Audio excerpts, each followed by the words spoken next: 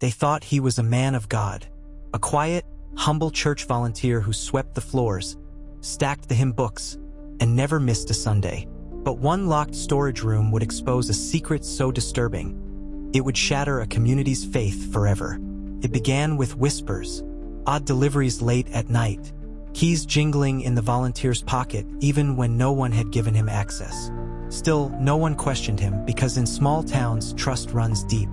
Too deep, until one day, a church member went looking for extra folding chairs and found the storage room locked. What she saw when it was finally forced open would make even the detectives step back in horror. The man's name was Samuel Price.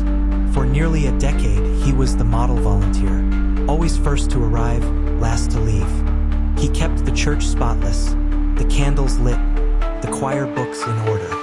He blended into the background so seamlessly that few ever asked about his personal life. But his past wasn't spotless.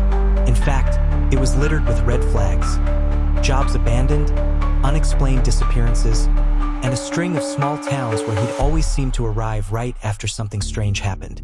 No one noticed the pattern, not until it was too late. Inside the storage room, officers found more than just chairs.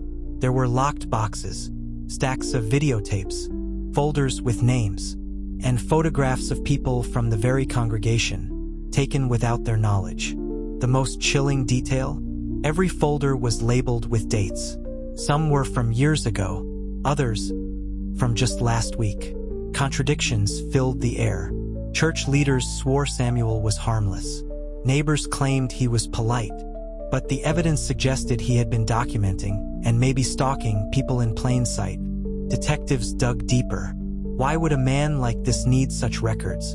And why were some of the folders missing?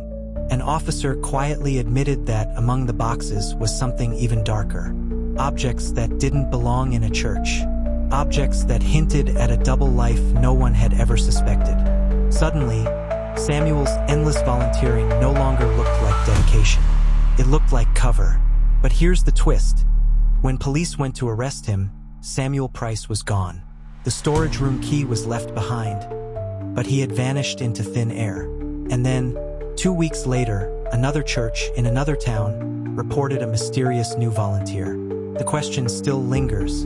How many congregations did he hide among before someone finally caught him?